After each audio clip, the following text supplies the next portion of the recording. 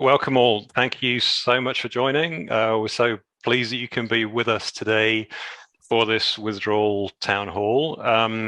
My name is James. Some of you might know me as the host of the Mad in America podcast. And for those kind of new to this, Mad in America is a webzine whose mission is to rethink psychiatric care through a social discussion. And we do this via science reporting, blogs, personal stories, and events such as this one that you're with us for now. So if you are interested, then please do visit us at madinamerica.com. And our event today is being co-run with our partners, the International Institute for Psychiatric Drug Withdrawal, and we'll hear a little bit more about that in a minute.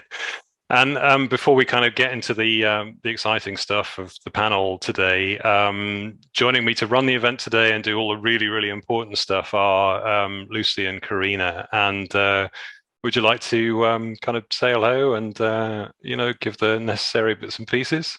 Hello, everyone. I'm Lucy Fernandez. I have experience of psychiatric drug withdrawal, quite a combination of psychiatric drugs, and I've been off them for over 6 years now. But I still get so much from talking to other people, other survivors who've been through it, and hearing their stories. So I'm so excited about today's discussion. I'm the administrator for the International Institute for Psychiatric Drug Withdrawal. We were founded in 2017 by a global network of experts in lots of different ways. So many people with lived experience, but also researchers, clinicians, and writers, a range of people. We're a registered UK charity, so we're a non-profit. Our aims are to support research and practice-based knowledge about safe withdrawal, to promote the human right to informed consent around psychiatric drugs, and also to stress the importance of family members and friends and other supporters in people's lives. And I'm sure many of you here today will kind of identify with that. If you want to know more about IIPDW, it's iipdw.org, where you can watch a video about practical methods for antidepressant withdrawal, and lots of other resources. Thanks, Lucy. So I'm Karina. I'm a business operations professional, and I work with Mad in America. This event is really near and dear to my heart because I experienced a severe and protracted withdrawal myself. I've been off about 2.5 years now, but I actually found Michael and Gemma, who you'll hear from during the depths of the withdrawal, and they just gave me so much hope to keep going. And then I found Brooke after. I wish I had found her earlier, but she has an amazing story, and she has so many parallels to my story.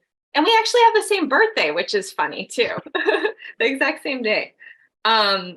So I spent 22 years actually on an SSRI. I was medicated. My mother was diagnosed with brain cancer at 13, and I was experiencing anxiety at the time. And just, spent 22 years on it. And now I'm off of it. Yeah. So there was in that I tapered over a 6-month period, and I wish that I had a video from IIPDW.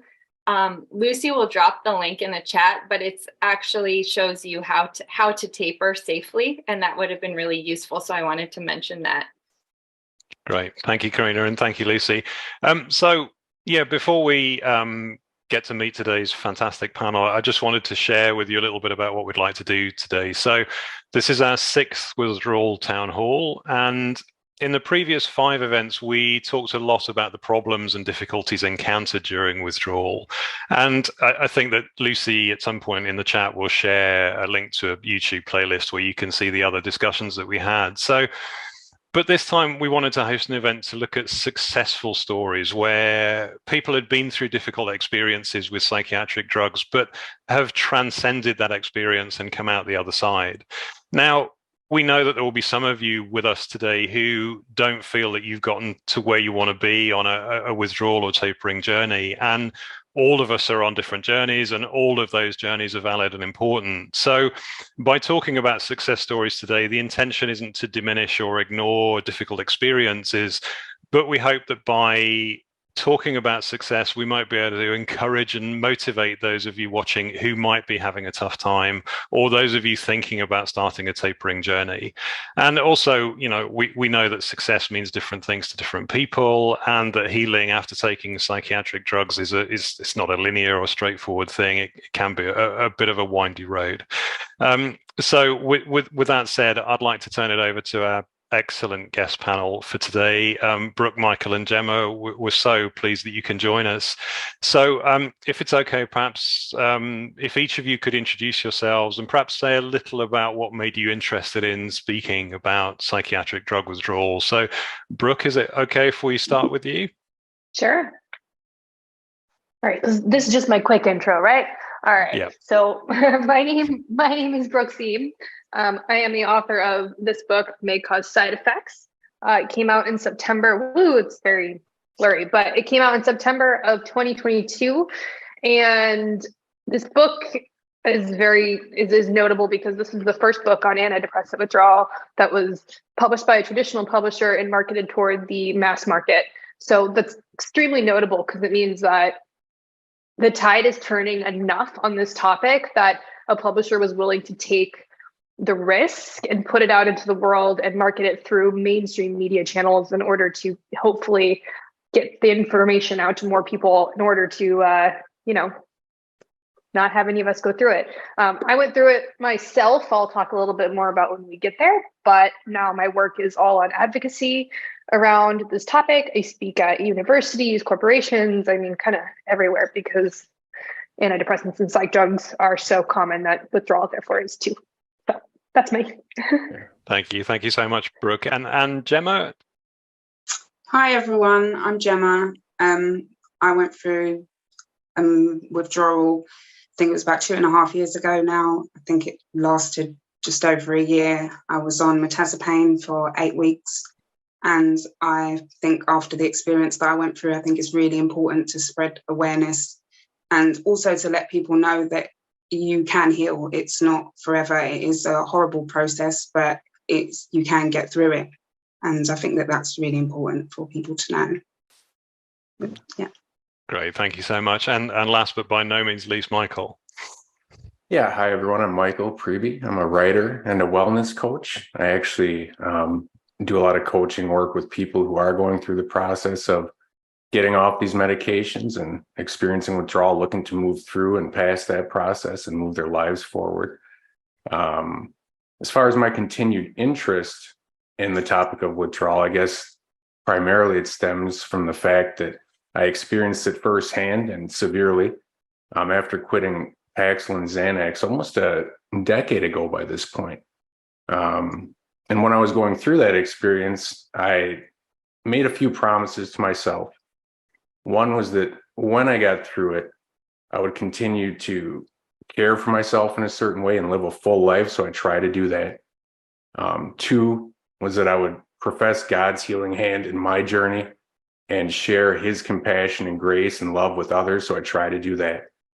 And lastly, I said, when I get to the other side of this withdrawal tunnel and I see the light, I'm going to share the fact of that light with others. So that's what I try to continue doing.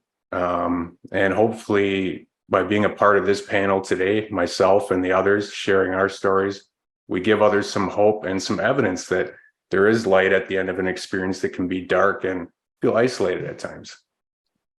Great, thank you so much, Michael. That was really lovely. Okay, so for the next 30 minutes or so, I'd like to ask the panel members now if you could perhaps share with us your personal withdrawal story, and perhaps you could tell us a little bit more about what you were taking, how you approached your withdrawal, and how you've been doing since. And also perhaps if you felt there was something in particular that contributed most to your success in getting off the drugs after your time on them. So Brooke, could we start again with you? Is that okay? Sure. Feel free to interject, James, if you want me to route myself back onto a particular tangent. But first I want to say just that I'm watching the chat right now and I started tearing up because not only because of just the intensity that I can feel coming through this, and so many people who are in the same place, but just also, this is not what I had when I was going through this. I was on Effexor XR and Wellbutrin XL, and I had been on them for 15 years. My dad had died when I was 15. It was very sudden. And within about 6 months of his death, I was put on those two drugs. And then that led to polypharmacy with other drugs that weren't psychiatric drugs, because I started to develop physical symptoms. I had a thyroid issue. I had something called bile reflux disease, which in retrospect were probably pretty clearly a side effect of the antidepressants. But at the time, no one put two and two together. So by the time I was 30, I'd been on the same cocktail of drugs for 15 years. It was between 6 and 8 drugs a day, depending on what was going on. And I was extremely depressed still. That had never really gotten better. I would say I was actively suicidal, but not in crisis. It wasn't the kind of thing where I was running around scaring the people around me. It was just something I thought about all the time. And it was so normal. It was like, I look in the mirror and I notice that my hair is brown, in the same way I would, think about all the different ways that I could kill myself. Like, it just was normal. It was so insidious. And so it didn't really even occur to me that this was a problem, because I was so used to it. But then one day it just dawned on me that I shouldn't be this depressed if these antidepressants are working, and that these weren't thoughts I should be having if this was working. And I'm going to move quickly through the story, but I had some other reasons to get off these drugs and discovered my baseline. And I went to a psychiatrist, same story, tale as old as time. She didn't know what she was talking about, pulled me off way too quickly. I went off cold turkey of 37.5 milligrams of Effexor and was just deep into antidepressant withdrawal immediately. My symptoms specifically were, aside from all the, flu-like stuff, the hot, cold shakes and whatnot, I had really violent, intrusive thoughts about hurting myself and other people. That was incredibly terrifying and destabilizing. I had extreme sensory sensitivity, so to light, to noise, fibers on clothes. I developed something called nodular vasculitis, which is an inflammation of the blood vessels. So it looked like I had BB guns or BB pellets all underneath my skin. And then just like incredible rage and mood swings that made me a highly unpleasant person to be around. Brooke, can I ask, when you first went into withdrawal, did you know that's what it was? Did you know to expect that, or was it completely out of the blue for you? It was pretty out of the blue. My psychiatrist had said, you might feel like you have the flu for a couple of days, but it should pass in a week or two. Yeah. Kind of the standard line that I think we're kind of still hearing. But she didn't have any concept of hyperbolic tapering for sure. That word wasn't even invented yet. But she didn't say even open up the capsule, count the beads. She just said, I can't prescribe anything lower because this is all we have. Good luck. And so I had Googled something, and I had learned enough through the very limited resources on Google that withdrawal was a thing, and that people felt weird after they got off these drugs. But what also happened at the same time is, right as all my senses were kind of going haywire, we're neurologically wired to focus on the negative. So that's a lot of what I remember. But also what happened at the same time is colors literally brightened. Like, I remember standing on the streets of New York one day, and all of a sudden it was like someone turned up the slider on Instagram. And I said, oh my God, like, if these drugs are affecting the way I see color, what else are they affecting? And I got so mad that I said, I'm not taking Prozac to bridge or any of the things they suggested. I said, I'm going to ride this out and figure it out. And I was stubborn and I was angry. And that's what fueled me through. I didn't have any idea how long it was going to last. Had I known, it lasted about a year for me. Had I known it was going to last that long, I don't know if I mentally would have been strong enough, but I still thought I was in it for a few weeks. But then, I started actually working with a counselor, and this counselor was more of a spiritual counselor. It wasn't a traditional talk therapy because nothing I was experiencing was rational. So what good was rational thought going to do me? We went with a spiritual counselor where we could work with the emotions and the metaphors. And we started to work through all of the trauma that was coming up, not only from my dad's death, but what I had experienced in the 15 years I'd been medicated, as well as the withdrawal symptoms themselves. And we did it in just this very abstract, almost artistic way that was so wonderful for me to be able to relate to.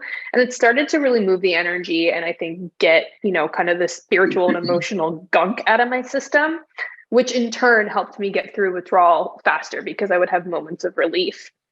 And if you want more about that process, I would highly, highly recommend that you, buy and read my book. It's also available on audiobook in case anybody is having trouble reading. I know that's a problem, but I'm not going to spend too much time on that because what I really want to talk about is, the after, the hope, the good stuff, the reason why we're all here, right? So I think one of the biggest things that is this difficult hurdle for people to get over, and what was really difficult for me to get over, is the fact that I had been on these drugs for so long. I had absolutely no frame of reference for who I was supposed to be without them. So much of my withdrawal was a question of, am I actually nuts? Am I this angry person? Am I this depressed person? Am I this anxious person? Like, am I just someone who can't function? Because I had no frame of reference. The only unmedicated time I could compare to was when I was 14 years old and my dad was alive. And I was 31 at this point, and he'd been dead for 16 years. So I didn't know what to do. And so for me, I had to come and find some rational acceptance or radical acceptance around the idea that you cannot go back ever. Withdrawal is a one-way street. You are going to get spit out on the other side of it, a different person than you were when you started. And that's very scary because we don't know that person. We don't have any connection to that person. I mean, for me, I didn't even like the same foods or the same music. So it was just completely different. But the beauty in that is if you can accept that's coming, then you can be open to whatever emerges and you kind of stop fighting, right? You stop fighting this instinct to go back. And when you stop fighting that and you just say, okay, look, I mean, you're going through hell right now, right? I promise you what's on the other side is not going to be that hard in comparison. This is such a great teacher. You will be the most resilient person on the planet. Everything else will start to roll off your back because you're like, it's not withdrawal. I'm good. That's a superpower in this world, combined with the fact that like you can open yourself to a curiosity about this new person. I mean, I wrote a book. I'm an artist at heart, but I didn't have any curious instinct on medication. Now, all I want to do is create. I'm learning to oil paint. I write. I do modern dance. All of these things where it's just there's a whole new world of exploration out there that is so beyond what you can even conceptualize. So I'm not entirely sure how much more time I have here, but the one thing I would say is that it is so easy in withdrawal to think about all the things you've lost because it's clear, right? We know exactly what we were before.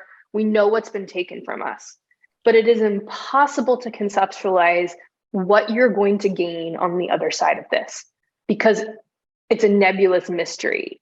And if you can just trust that there's good over there and peace and that one day you will look back on this and say it's all worth it, I promise you are going to find that. How much time do I have left? You've got plenty of time, Brooke. I did want to ask you something actually. So you used a phrase which I instantly connected with a lot, which is radical acceptance. I absolutely love that.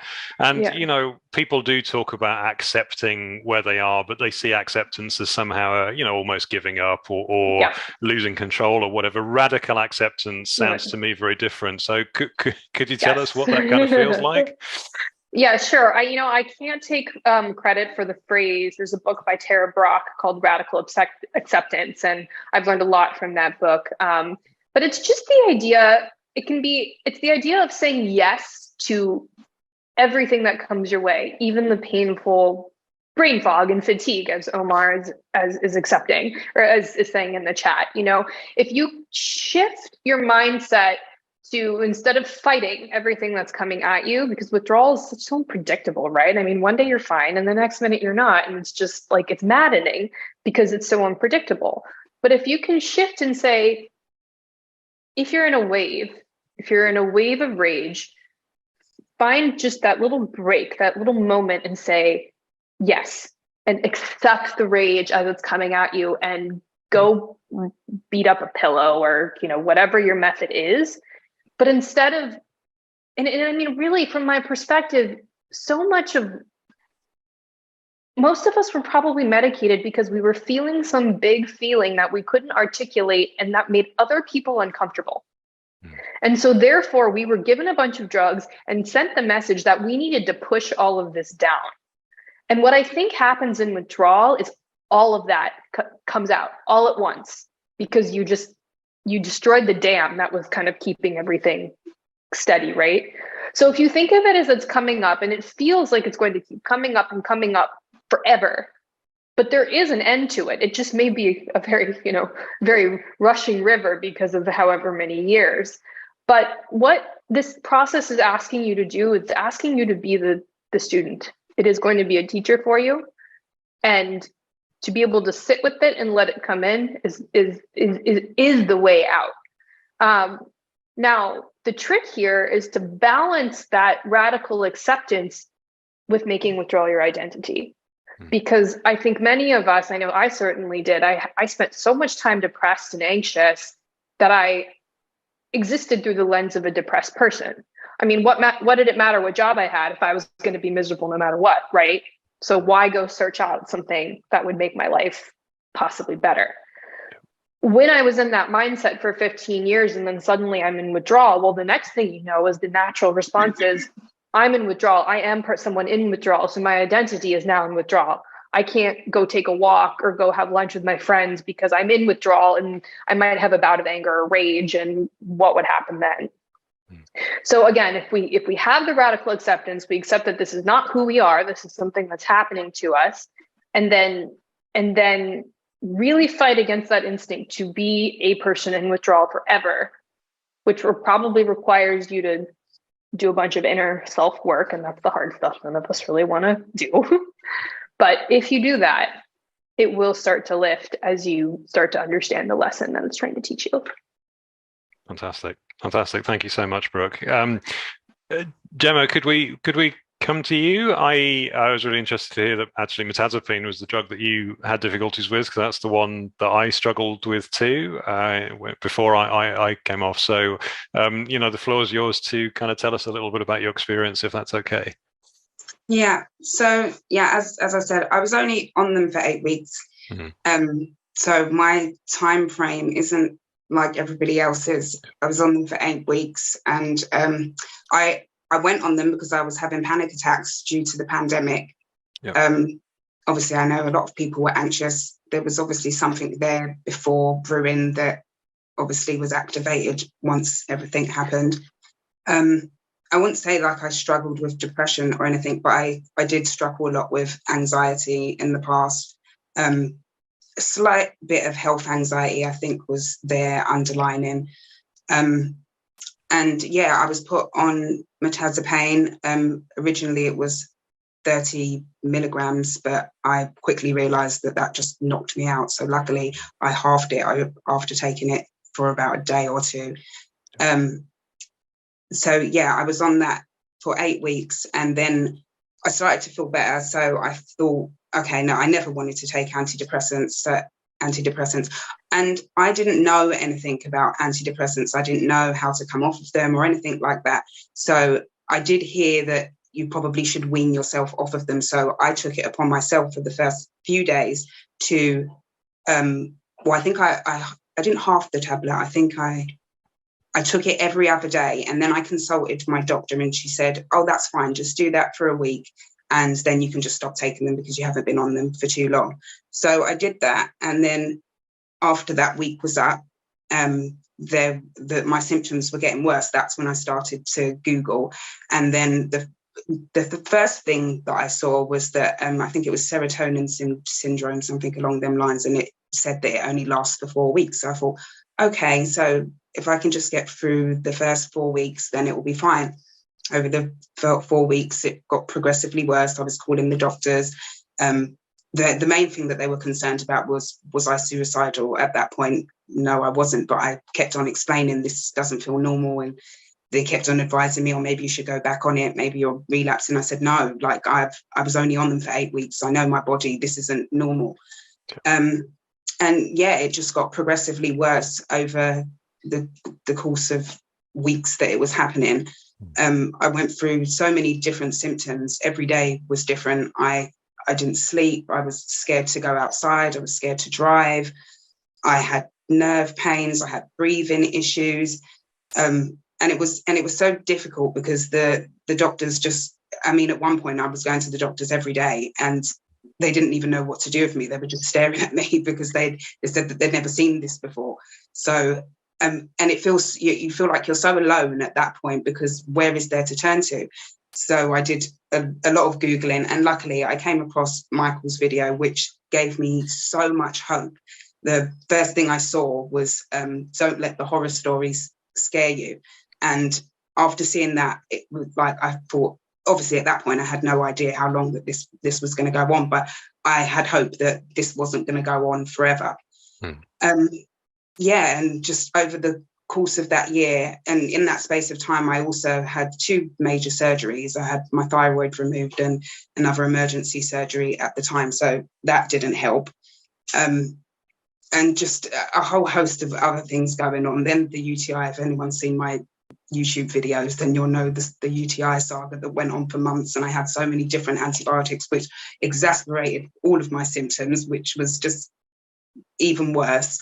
Yeah. But yeah, then I think that I'm not sure when I noticed it started easing up. I mean, it was even when it did start, even when I felt like, okay, maybe it's getting better, it still wasn't. Like, it would be like a day and then like it would carry on again for another couple of weeks. And yeah, I think it was after I had my thyroid removed, and then a few months after that, even that was still awful because the health anxiety really revved up then. And then like I was backwards and forwards to A&E, constantly calling the doctors. I'm sure they just thought I was absolutely crazy at that point. But yeah, after that, then it did start to get better. But then I realized that obviously there was a reason why I went on them. And although the pandemic did ignite things, there was something there that I needed to address. I did have therapy, CBT therapy, while I was in withdrawal, but I'm sure most of us know at that point, your feelings and everything that you're going through aren't really real. Like the anxiety was like chemically induced. I was just getting anxious. I could watch a movie and I was having a panic attack. So that didn't really help. It was just an outlet at that point. So after that, I then found a therapist. I chose her very carefully. I told her exactly what I wanted. I didn't want to manage anything. I wanted to get rid of everything because I truly believe that you can. And she said, yep, she believed me, because that was also another issue that I don't know, most people probably find that a lot of people don't believe you. I got questioned a lot. Oh, are you sure it's not this? Are you sure it's not that? But luckily she believed me and she listened to me, and I've been with her for 2.5 years now. And I think I've made so much progress, even from before. Like, I'm not saying withdrawal is one of those things that, for me, I wouldn't look back and say, oh, I'll do it all over again to get to this point. There are situations that I've been through. I can say, yes, I can handle that, because that was absolute hell. But I am grateful to be where I am now, because I definitely feel a whole lot better than I did before I took antidepressants, just in who I am, how I manage things, my relationships with people. I like myself more. I love myself more, and I can push myself to do things that I didn't think that I could. I'm just in a much better place overall.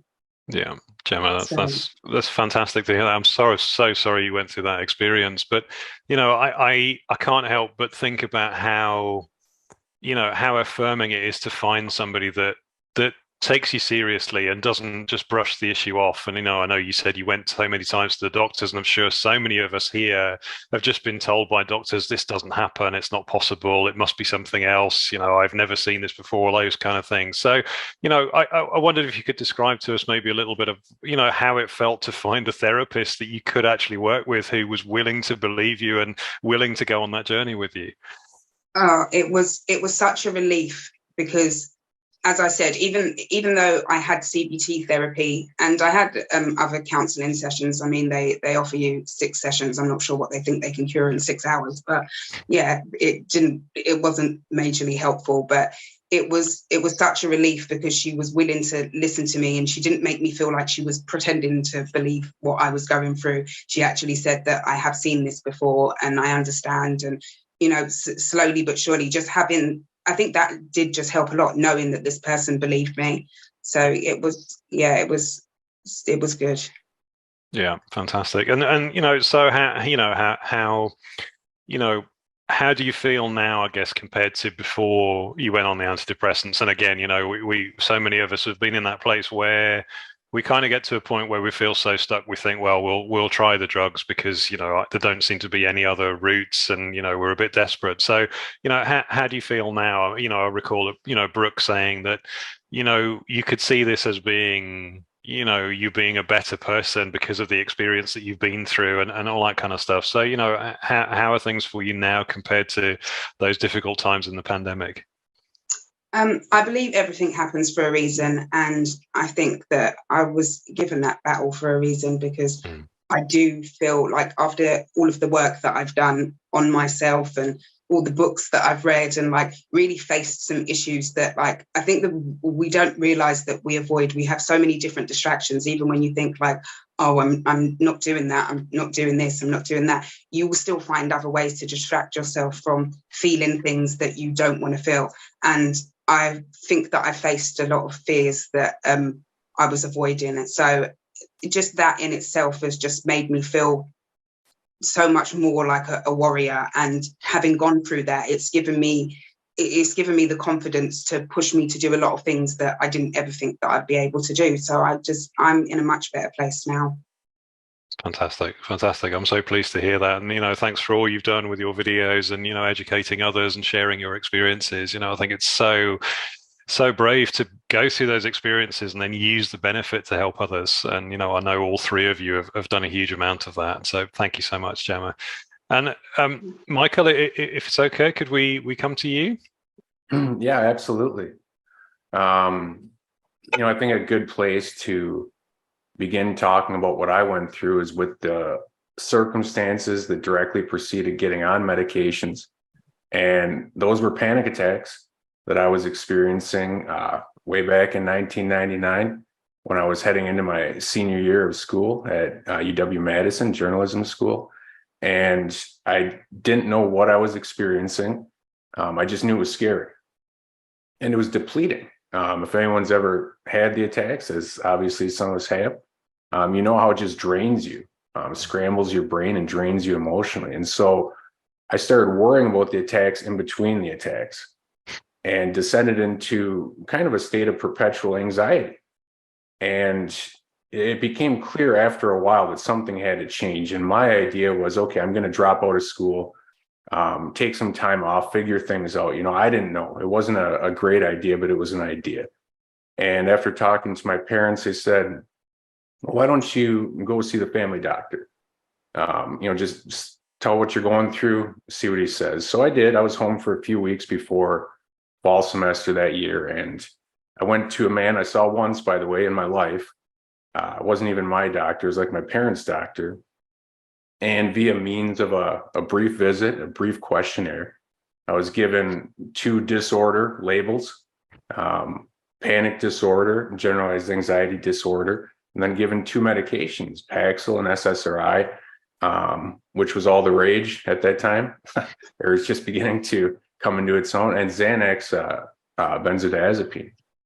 And I wasn't thrilled about the idea of taking these medications, especially something like an SSRI that you had to ingest every day. And even according to the doctors, it takes some time to snake its way into your system. And you wonder, okay, what does that even mean? But I convinced myself. I said, okay, I'm not going to overthink this. I'm not going to perpetually question it. I'm going to take it dutifully and get on with the rest of the school year. And I did, even though, especially with the SSRI, there was signs, if I'd been looking, that things were off right away as far as increased fatigue, just the lack of attention to little things like keeping my apartment clean that I used to care about and so forth. But anyway, I got through that year, got all A's that year. So I was a success from that standpoint, graduated on time, and then got on with my life. Met my wife, who I'm still married to. Started a career actually in education, working with like ESL students because I'm bilingual, working with special education populations. And I moved on with my life, and it was a good life. My life is a good life. I don't look at those years on the medications as throwaway by any means, but there was always certain effects of the medications, ill effects. They were always just below the surface. And at times they would poke through in very obvious ways, but they were always there below the surface. And I think so was my desire to get off the medication, because I had never really wanted to be on them in the first place. So by the time I got to my mid-30s, things kind of came to a crossroads for me. Those effects that had been there began poking through in more and more obvious and harmful ways. I had put on a lot of weight. I was having problems keeping myself in shape. I was fatigued a lot of the time. The anxiety had just gotten worse and worse and worse. The Xanax prescription that had started at 0.25 milligrams as needed ballooned to 4 milligrams per day. Wow. And that was just the prescription. I was oftentimes taking more, running out early. I was completely dependent on the medication, physically and psychologically, riding that roller coaster of inner dose withdrawals, certainly intolerance. And, who knows what sort of tolerance to the SSRI at the time as well. So by the time I got to my mid-30s, I said, okay, something's got to change. And I want my life to change in a lot of ways for the better. I want to feel closer to God. I want to be more creative. I want to feel closer to my wife. I want to try new things professionally, because I wasn't all that fulfilled at my job anymore. Even though it was a great job, great people, great benefits, the whole 9 yards, I just felt that I wanted to make changes in my life, and kind of the linchpin in that whole deal was getting off the medications. That was what it depended upon. So I was very determined. Wasn't all that educated, but I was supremely determined. I got off the Paxil rather quickly. To put it mildly, it was almost a cold turkey. The best of my recollection, just kind of cut it in half and then stopped taking it, which, obviously not a recommendation. I'm not the poster boy for a great taper method personally. But Michael, yeah. Sorry to interrupt. Did you anticipate problems when you did that, or did you just think, to hell with it, I'm going to do it anyway? I anticipated maybe like a week of problems. Yeah. Or a couple of weeks of problems. Like if you've seen the movie Train Spotting, you watch someone get off heroin, I'm like, okay, maybe I'm going to shiver in a corner with tomato soup for a week in my bed, and then it's over. So I anticipated something, but nothing like what actually happened. Yep.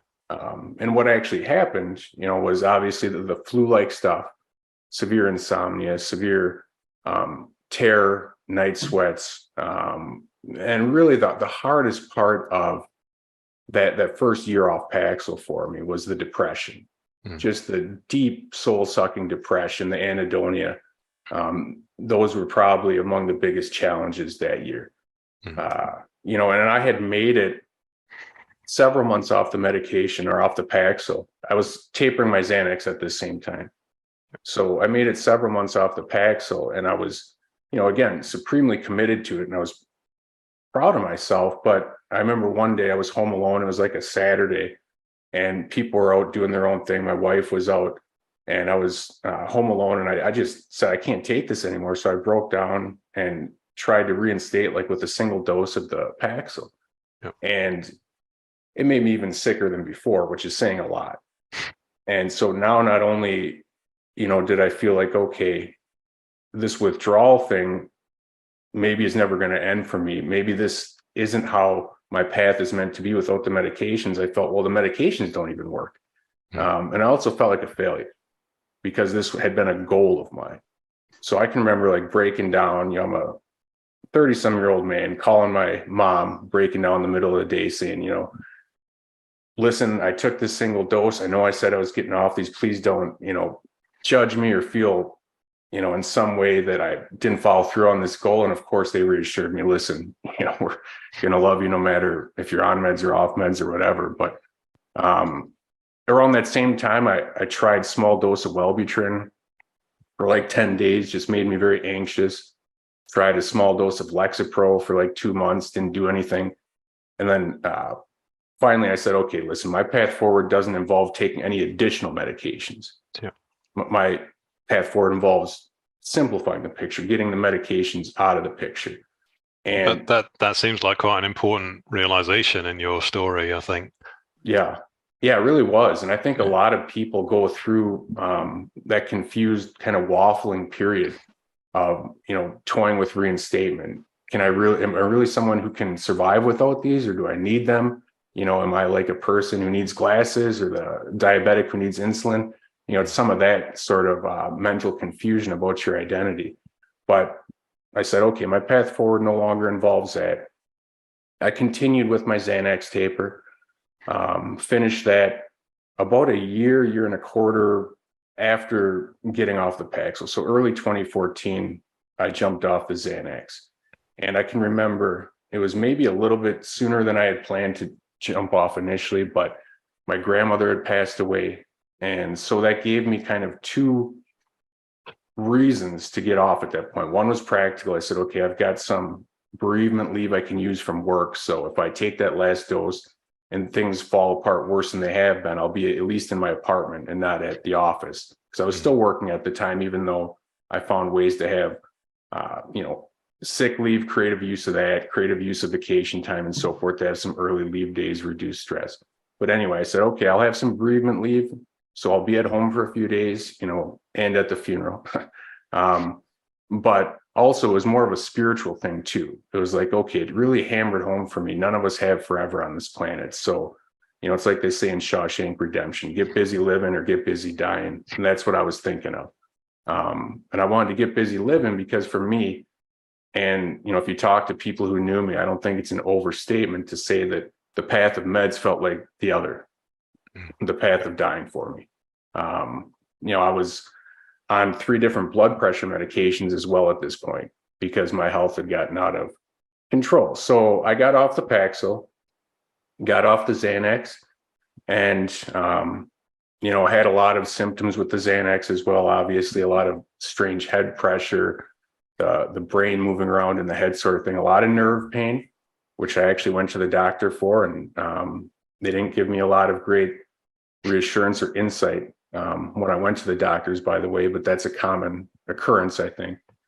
So when I did get off the Xanax, I used to have a little spreadsheet where I kept track of like my symptoms and the dosage towards the end of my benzo taper. And then that turned into, instead of listing the dosage, it turned into day 1, no meds. And then day 2, no meds. So I just want to, for people out there watching, I can't overstate how impossible I thought it was at one point to even survive a day without meds. Maybe that's where you're at. I can't overstate how impossible it was at one point, how impossible I thought it was to survive withdrawal. I mean, the things you're experiencing, we've been there.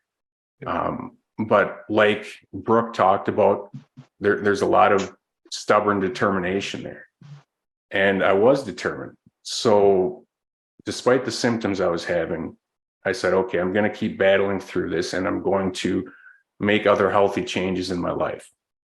I'm going to start eating healthier, just like cooking for myself, more fruits and vegetables, not going out to eat, not eating grease and processed stuff all the time. Little things. I'm going to take exercise seriously. I'm going to start each day with God time, devotion, prayer, journaling. These are some of the things that help me. I didn't really work with a therapist. I didn't work with a psychiatrist, but I said, okay, what are the things that any quote unquote normal human being needs to feel well and have a happy, good life? And I'm going to do these things for myself and do them consistently. So again, time with God, exercise, good nutrition, but also, support from people that believed in me. It was so dejecting and disheartening when I went to doctors. And I only went like 3 times, but each time it was, more of the same. Any Paxil withdrawal should have been over a long time ago. It should have been mild. Benzo withdrawal, even though you're in the middle of tapering this 4 daily milligrams, that's not the source of your nerve pain. It's stress. Not to downplay the effects of stress, certainly. But again, it was just like a lack of understanding, and you really felt like you're on your own in many respects. So the support of people who believed in what I was doing and took me at my word, even though they couldn't fully understand what I was going through, meant the world. And people like my family members were always careful to point out ways I was improving, even if I couldn't see them myself all the time, or see them myself all the time. You look like you have more color in your face. You look like you are enjoying yourself the other day. You look like you have more energy. Just keep at it. They didn't overreact to my symptoms and say, listen, the way you're acting, the way you're thinking, you got to get back on this stuff. No, they said, stick with it. You were on these pills for quite a while. There's going to be a period of adjustment here. You are getting better, and it will get better. So, again, we're here today to provide a message of hope. And, I just think back to when I was on between 20 and 40 milligrams of Paxil, taking, 4 to 8 milligrams of Xanax a day, on 3 different blood pressure medications, which I subsequently weaned myself off of, and feeling really depressed, fatigued, and I felt under the thumb of these medications. So when I was able to get them out of my life, although I had to endure a difficult withdrawal, I never, ever regret that decision. Like the other panelists alluded to, the withdrawal kind of forces growth on you, even if you wouldn't choose it that way. And it kind of puts into place, I think, the pillars of a healthy lifestyle. The things you had to do to survive withdrawal back then, you do now to feel well. And that's kind of how I live. And so I hope that sharing my story provides some hope, because, we talked about this yesterday. People out there watching might be at that place where it feels like rock bottom. I was there too. Things do not have to stay that way, and they won't stay that way if you keep moving forward through the process and become an active participant in your healing as well. Yeah, absolutely. Thank you so much, Michael. I while listening to you, you made me realize the importance of celebrating small victories. The tiniest victory. Maybe you got out of bed a little bit earlier, or maybe you got dressed and walked around the block, or whatever it was. The tiniest thing we need to celebrate and shout from the rooftops, because they are the things that, when added up, actually make a big difference in our lives, aren't they? Yeah, 1,000%. You really have to set little goals for yourself as you're going through a withdrawal, and really be proud every time you check one of those goals off a list. The big goal is obviously to endure and get past it, but you got to pass all that time and cope in a certain way. So you set little goals and you celebrate each and every one. And for some people, it is as simple as, okay, I showered today. It's a big thing some days. Yep. Absolutely. Thank you so much, Michael. We've got a few minutes left before we move on. So I just wondered, if any of the 3 of you had reflections on each other's experiences, because I'm sure you recognize much of what happened to you in others' experiences, but there will be differences too. So, the floor's kind of open if you had reflections on, on each other's kind of what each other went through. I think the thing that I noticed the most, at least kind of the overarching theme, is that there was a point where we all made a choice to heal. And I don't think that can be overstated, because especially given that the reason why we're all here is because we spent a long time listening to other people tell us what's best about our health. And there comes a moment where you have to say, I've got to, you just have to be able to find that strength within yourself and make the choice to heal. And I don't know how to explain how you do it. It's just something that happens. And then every interaction you start having with everybody else in your life is going to change. And that, I think, that's what starts the whole healing process. Yeah, I think that for me, like the other 2 panelists said, I just knew that there was something inside of me that just wouldn't let me give up. And I would always say to myself, just one more day, just one more day. Like my mum used to call me every day and she would just say, just take one day at a time. But that's all you could do at that point. But I just knew that like this, I can't give up. Like I just can't give up. And like I just knew that I had to get to the other side. I didn't know how long it was going to take, but I just had to. Yeah, I mean, the importance of determination can't be overstated. It really is it's a triumph of the human spirit in some respects when you get through this and past this. And if you make it more important than anything else in the world, including just the avoidance of pain, if you make it your goal to get through this and get past it, you will. And it sure helps if you have people cheering you on, whether it's family or a counselor or a pastor or a therapist or a coach or whoever. But deep within yourself, there's got to be that determination as well. So, find it and nurture it.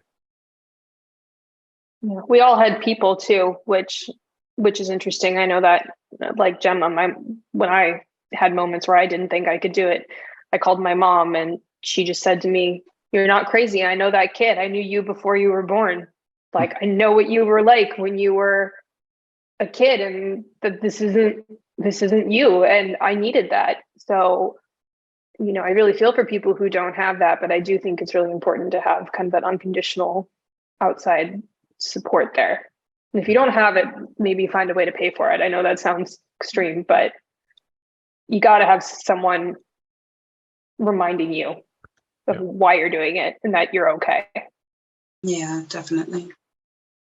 Yeah, absolutely. Well, the three of you shared such powerful stories, and I know that there will be so much in what you said that resonated with everyone listening. To me, I couldn't help but pick up on certain phrases like radical acceptance. Gemma, you said you felt like a warrior. Michael, you talked about the importance of celebrating the small things. And there are answers in your stories for people that will help them. And so I hope that people got as much out of listening to that as I did, because I got a huge amount from it. Thank you.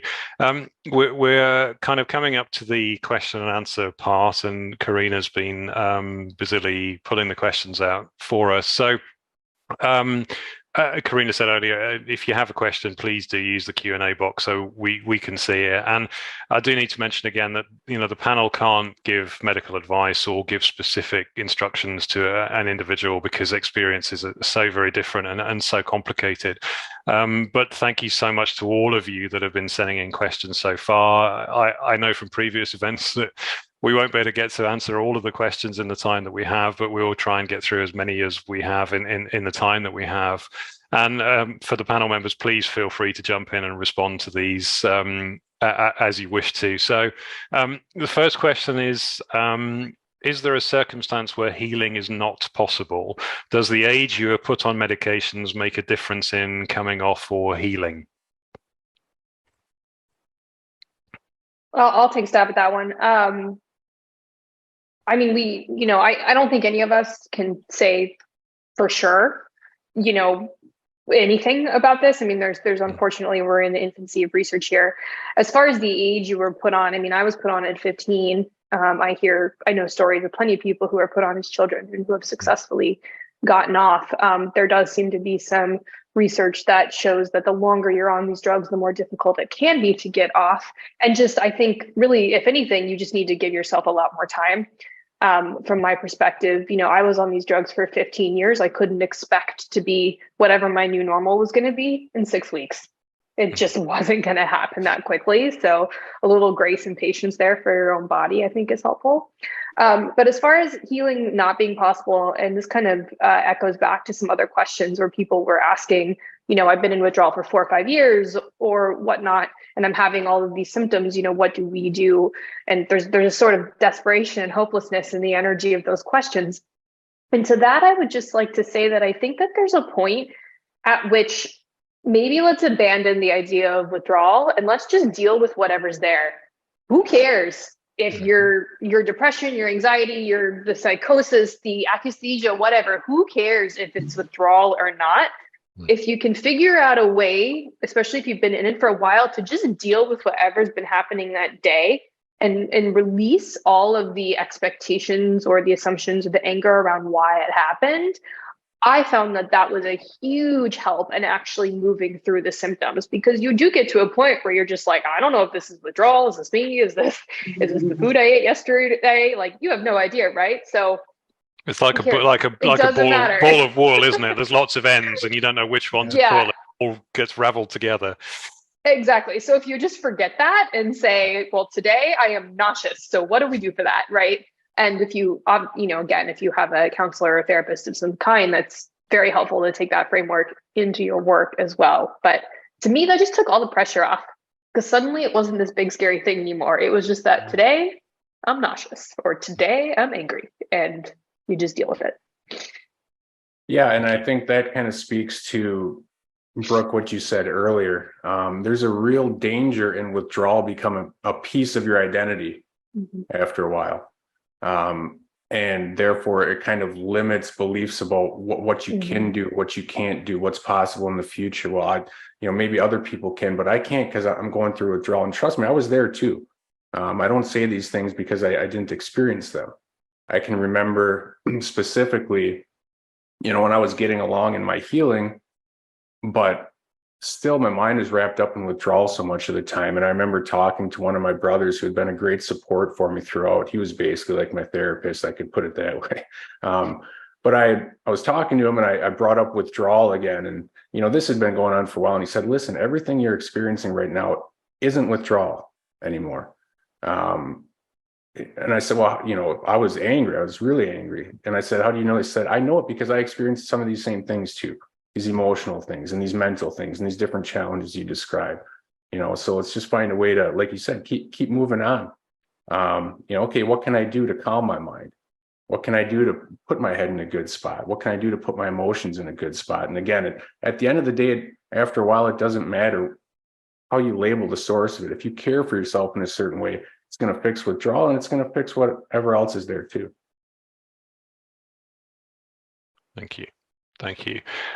So should we move on to the second question? So someone's asking, how much do you think having low levels of vitamins and minerals can make withdrawal more difficult?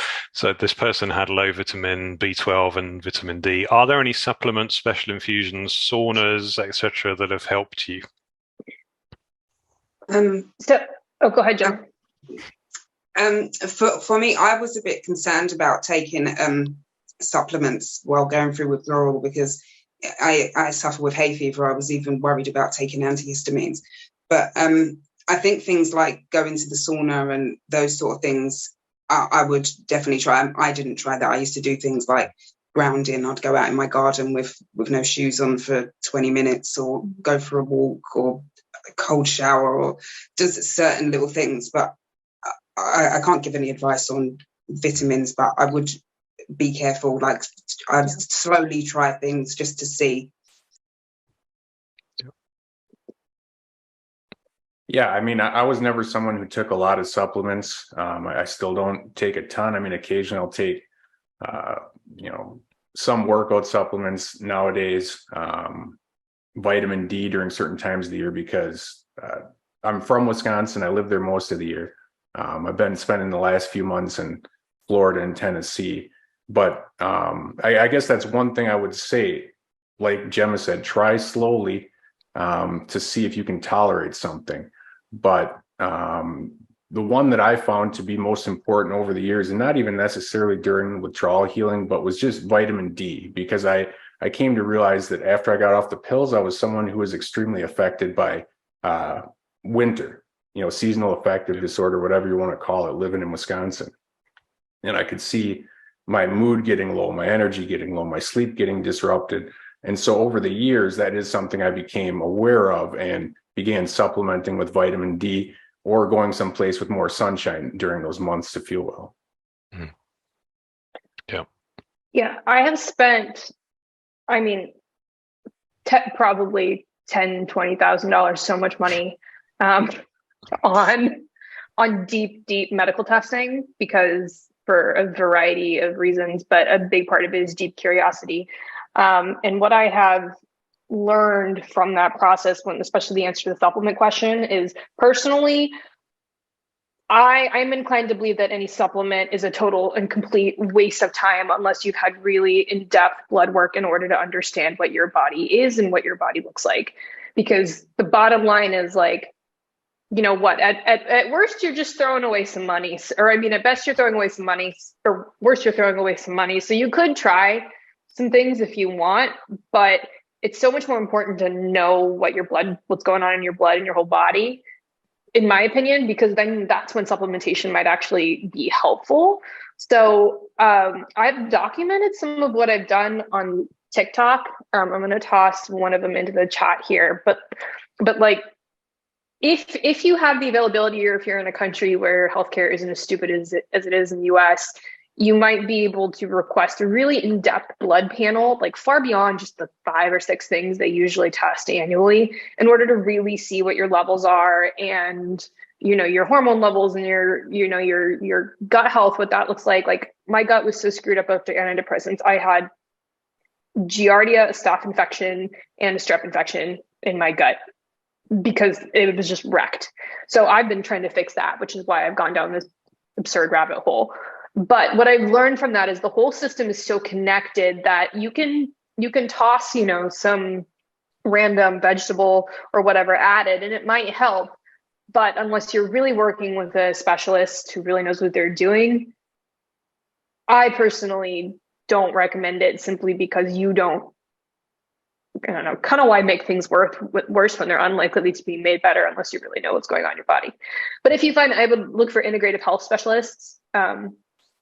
And, you know, nutritionists who can run your blood work. Great, thank you all. You know, I too have heard mixed things about supplements, but I have heard very good things about people that have made small adjustments to their diet to try and include more fresh food. Now, you know, that is an easy thing to say and a difficult thing to do. Sometimes when you're in the depths of this, even the thought of cooking, if you're, you know, feeling nauseous or whatever else, might struggle. But, you know, I think trying to improve your diet, even a tiny bit, can make a big difference. Mm-hmm. And I think, Gemma, you mentioned it, self-care is so important in these times. All of us give ourselves the biggest kicking when we're having a wave or when we're struggling with something. And yeah, your body's trying to do its best to heal, and we pile stress and angst on top of that by giving ourselves a good kicking. But self-care is so important, isn't it? So maybe, you know, eating a bit more fresh food or getting just a tiny bit of fresh air or whatever it might be. So, you know, Gemma, thank you for mentioning that. Yeah, I definitely think that you need to be patient and compassionate with yourself, and yeah, don't overwhelm yourself too much. But yeah, all those things are definitely good. Absolutely. Thank you. So the third question we've got, and these are great questions. Thank you all for contributing them. When you hear people suffering 1-2 years or more, that is a long time. But what about those of us still tapering and suffering many years in? Does that mean it won't happen for us? I can jump in there, I guess. No, it doesn't. Absolutely doesn't. You know, we talk about our stories, and although mine was protracted, certainly, and took a few years for me to really get back to a sense of normalcy. It doesn't mean that someone else is going to have that same length or severity of experience, because there's a lot of personal variables that come into what I went through. But it also doesn't mean that if you're going through something for a greater amount of time than myself or one of the other panelists has gone through, that something's going haywire or wrong. You know, and tapering, people have their own individual ways they go about it. You know, gradual can be good. It's recommended, certainly better than what a lot of doctors recommend. But if you're still tapering after a long time, then you're still in the middle of a process. You know, so you're going to have to be encouraging and patient with yourself. And there's nothing, I often say this to people, so unique in your situation or broken in your situation that these same healing measures that happen for us won't happen for you. I guess those are my initial thoughts on that. Thank you. I'd also like to give a shout out to Angie Peacock, who I believe I saw her pop up in the chat. She was featured in the documentary Medicating Normal, and she and I haven't ever talked personally, but Angie, I'm in such awe of you. And I know that she talks about her story, which was a longer recovery process than, you know, me at least. And so she is like in my opinion, she's a little light out there for people who've been in this for a really, really long time. And so I recommend going and following her on Instagram and maybe working with her if you can. So that's Angie Peacock, Medicating Normal documentary. Okay, thank you. So we'll move on. And next one, when you are tapering very, very slowly but still struggling, how do you keep hope to keep going, especially knowing that people say the lower you go, the harder it gets? You don't have to believe them. Start with that. We don't know. No one knows. Yeah. And the placebo effect is very strong here, as is the nocebo effect. So the work of Irving Kirsch talks a lot about placebo. And the bottom line is, if you think it's going to get worse, it probably will. Mm-hmm. And if you don't, it might not. But it might get worse, but you're probably going to be a little mentally better equipped to handle it. So. Yeah, that's interesting, isn't it, Brooke? We can absolutely influence ourselves that things are going to be awful. Mm-hmm. But if we can do that, then it means on the flip side, if we do try and think more positively about the experience and try to welcome it, try to accept it, radical acceptance, then, sometimes it doesn't hit as hard as we might think. Mm-hmm. Yeah, I would agree. And it's not to be naive about things, but you can certainly talk yourself into experiencing some pain that maybe otherwise wouldn't be there. And again, I'm not like a poster boy for doing everything quote unquote correctly, but I am proof that you can do a lot of things in a manner that might not be textbook and still come out on the other side feeling better. So anticipate good things. If something comes up and it's difficult, okay, be equipped to deal with it.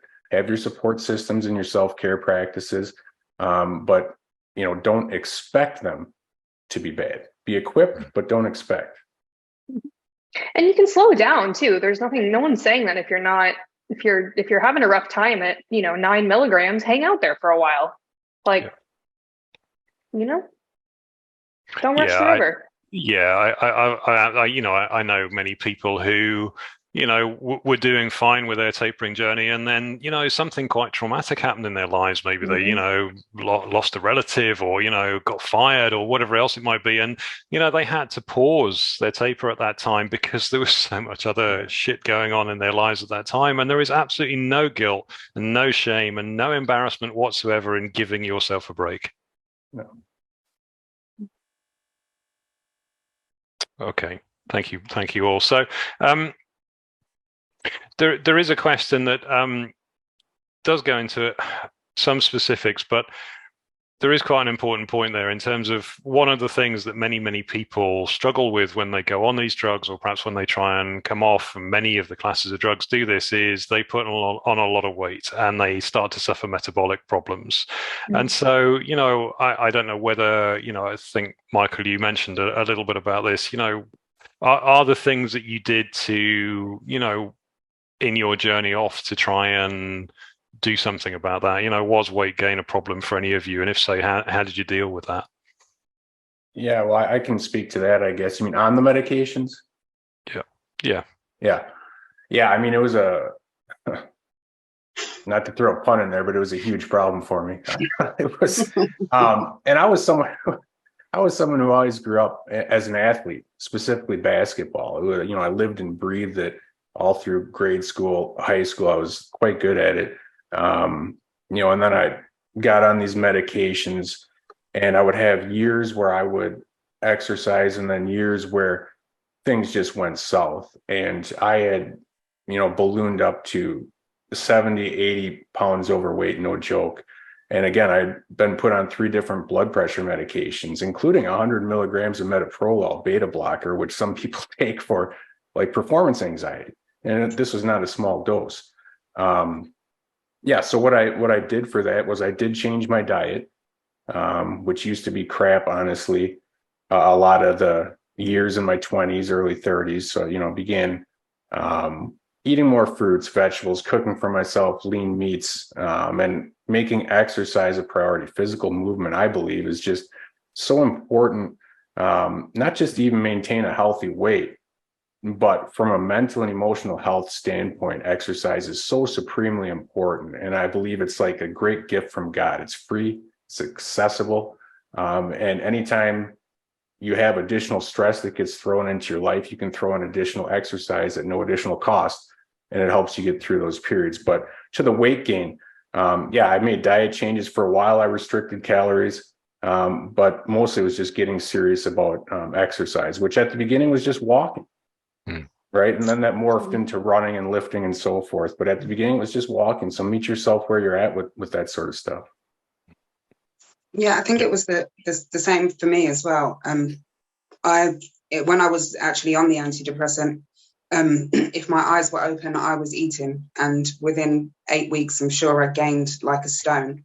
But coming off of it, obviously there were periods of time where I just couldn't eat, but like Michael, I just started walking and just doing what I could. I couldn't really go to the gym at that point, but when I was able to, I was eating better and walking as much as I could. And then, I was able to lose the weight. Now it's a bit different to have my thyroid removed, but that's a whole different story. Yeah. Yeah, thank you all. Yeah, it's important to know, isn't it, that it doesn't have to be high impact going to the gym, weightlifting. Start off really, really simply, and if you can't do it one day, don't give yourself a hard time, leave it, and then try and do it the day after. Okay, so the next one is, how do you distinguish withdrawal from mental illness that does benefit from medication? Oh, James, I feel like you might be the one to answer that. Well, this is it's so difficult, isn't it? Because this is very subjective. I think people do find benefit in the drugs. Not everybody gets withdrawal symptoms when they try to come off, but understanding whether you need particular help or not is a very personal thing. And, some people do manage to stay on the drugs and live their lives quite happily, and never really come across that difficulty of withdrawal. So, it's a difficult question to answer on behalf of a population. I think we can only answer as individuals. For my particular journey, I did believe that I was mentally very ill and needed the drugs and couldn't really function without them. And I know some of you said that, I thought I was a damaged, broken, worthless person that, my only, the only way I could live my life was to sit at home and take these drugs and deal with the side effects. And I was broken and on a scrap heap, and that was it. But, once I found a community of people that understood, were sympathetic to, no, you don't need the drugs to be an authentic person, then gradually over time I came to find the strength to withdraw myself. It took a long time, it took me 2.5 years to get off.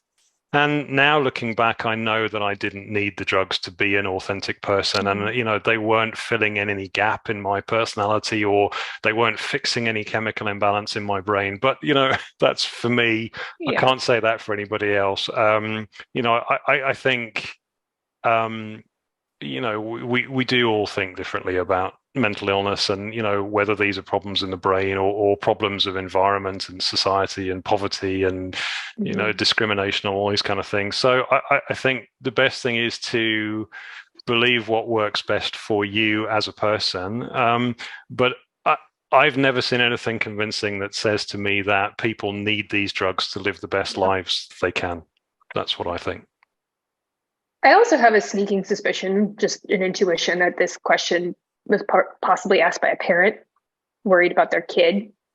And for that, I might suggest the work of Gabor Mate, especially his new book, The Myth of Normal. But I think that there's, very often psychiatric issues or the conventional wisdom of mental illness doesn't necessarily line up with the timeline of something that has happened to someone. So if,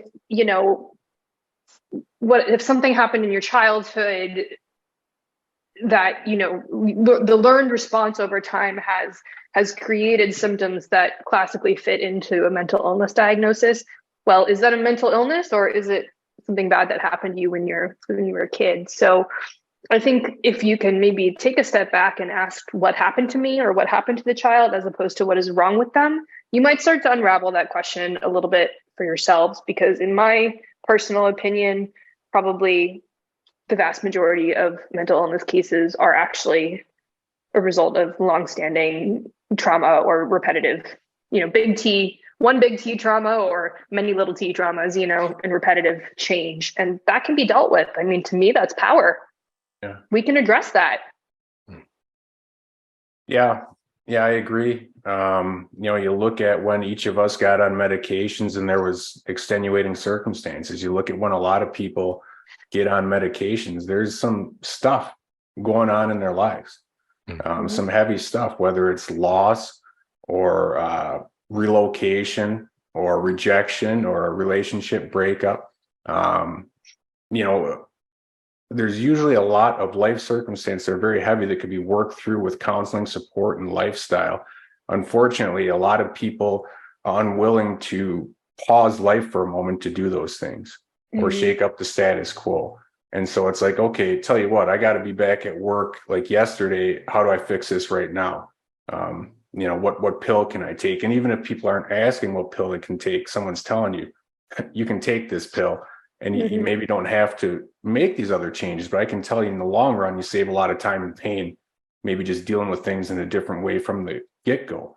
Not that I wish my path had been different. Sometimes I wonder, if I had made different changes, lifestyle, counseling, how could it have been different? But that's not speaking with regret, because I think, like Gemma said, I believe everything happens for a purpose, and my life was meant to play out in a certain way for maybe a purpose I'm living now. But 100% agree that there's a lot of other ways to deal with the stress and the loss and the grief and everything else in our lives. Yeah, I also think that there can be a lot of other contributing factors. Like for me, I have suspected ADHD, which I think throughout my life has given me these thoughts and feelings, and it's made me extra sensitive to certain things, which I think that having known that when I was younger would have definitely been a big help. So I think, obviously only being on the antidepressants for a short period of time, it was easier for me to see what was normal for me and what I was trying to get back to. Yeah, absolutely. Thank you all. I think we've just got time to squeeze a last one in. So someone's asking, do you think you can only heal once you're fully off the meds, or do you think you heal as you go down? Do some people feel better as they go down? Do some people have an easier time tapering as they get lower, or is it always harder? This is kind of an interesting question. I mean, the experience of tapering down varies. A lot of people, some people have more issues, some people have the same level of issues, some people it gets easier. I've seen that happen all three ways before. But one thing that I have come to an unofficial conclusion is that it's probably a little easier to wait to do what's called shadow work, like work on all the traumas or whatever. I think maybe wait until you're fully tapered off, just because not only do these drugs often have a blunting effect where you can't fully access the emotion, or perhaps there's like literal memory issues. I had memory issues. There's whole parts of my life that are gone, so I can't access it. I'm not sure you can really go as deep as you need to. And especially if your nervous system is dysregulated, I kind of see personally no real sense to, shake up the soda bottle, if you will. Because you kind of have enough going on. I mean, you can work on light things, I think, self-compassion and grace and patience. But I tend to tell people, if they're considering this, the trauma work will always be there. So you can kind of wait for that if that's what feels right. That's my opinion there. Thank you. Yeah, and I mean, I'll jump in if that's okay. I think that obviously maybe the wholesale healing, the really big leaps and bounds are going to take place when a person's totally off the medications.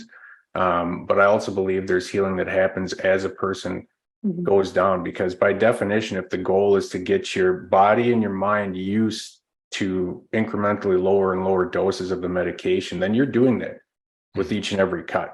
and you're handling responsibilities with less of the medication, finding ways to calm yourself with less of the medication, and so on and so forth. So I do think each step, talking about victories, each step is a major victory to be celebrated in a taper. And I do believe there is some healing that happens as you're doing it as well. And I guess that's the way I think of it, because it's really going to help to encourage you to keep at the journey.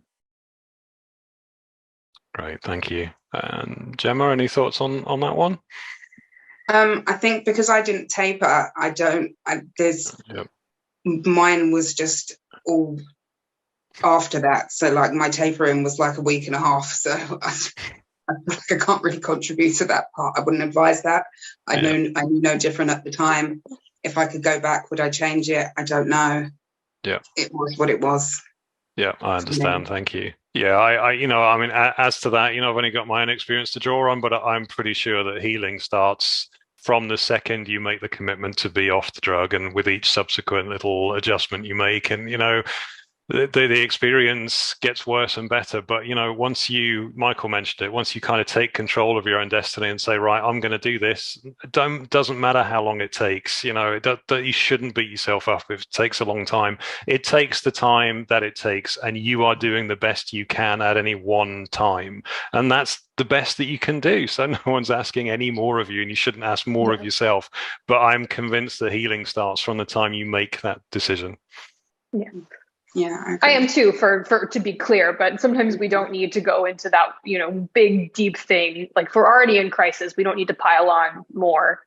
But, it's individual. I think that's the main takeaway from today, is that you got to get in control of your own car and drive it at the speed that you're ready to drive it at. Good. Yeah, I like that. Mind the speed limits. Yeah. So we've got a couple of minutes to go. So thank you so much for the questions that you submitted. I'm sorry we didn't get to all of them. In the last couple of minutes, really, firstly, I just want to thank the panel, Gemma, Michael, Brooke, for coming on to share your stories with us. It's been really humbling, actually, to hear how you dealt with difficult circumstances, and it's been incredibly inspiring to hear how much progress you've all made. And there's so many terms swirling around my brain now: radical acceptance, and being a warrior, and celebrating the small victories, and taking back control, and all these things. So before I kind of sum up, I just wondered in the last minute or two whether any of you had any kind of closing thoughts. Yeah, I can jump in quick. I would just say, see what you're doing is valuable. If you're in a process of tapering medications, or even if you've been off for a while, experiencing symptoms, working to get yourself healthier, to put that experience behind you, wherever you're at in the process, see what you're doing is valuable. It's not useless pain. It's going to prove to be useful pain. What you're doing is important. Maybe wrap it up into other goals that you have, other things you want to do in life, and tell yourself, if I can see this through, get stronger, get myself to a place where I feel better, I'm going to do such and such with my life, or try such and such. But don't ever downplay the importance of what you're doing. It's not just some circumstances being thrown at you, by the nether regions out there. It's something that you can be consciously involved in as an active participant. So see what you're doing is valuable. Be patient with yourself. Be encouraging with yourself.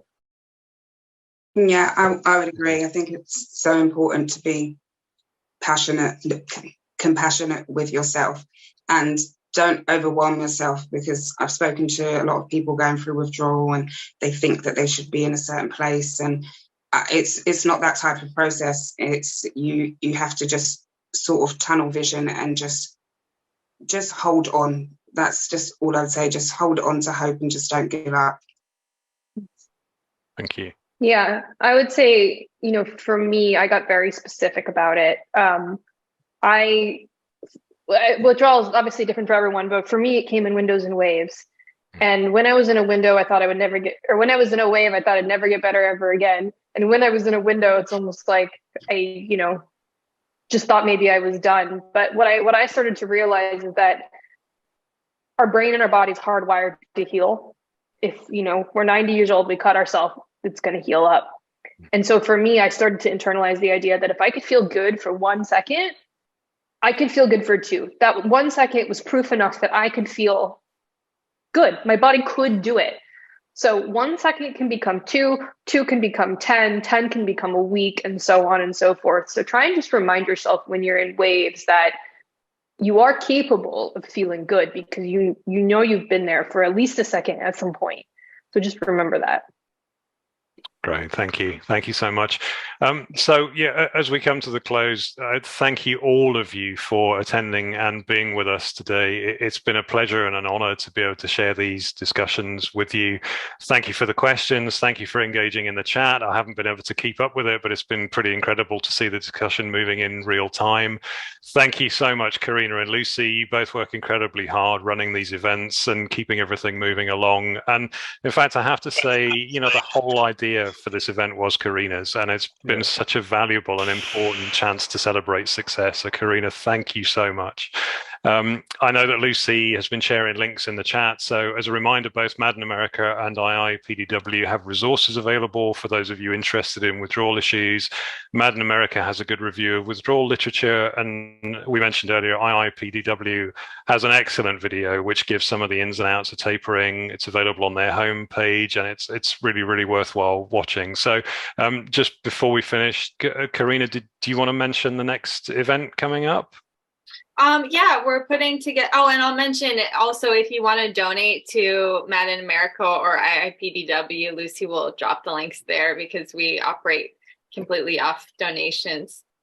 And yeah, the next panel, we're just working on it now. It'll likely be in August, and it'll likely be a family panel for folks who have children or family members who are going through different psychiatric issues.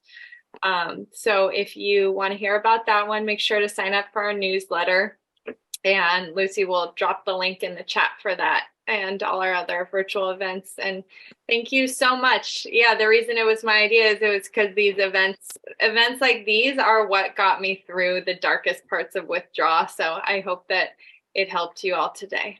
And thank you guys so much.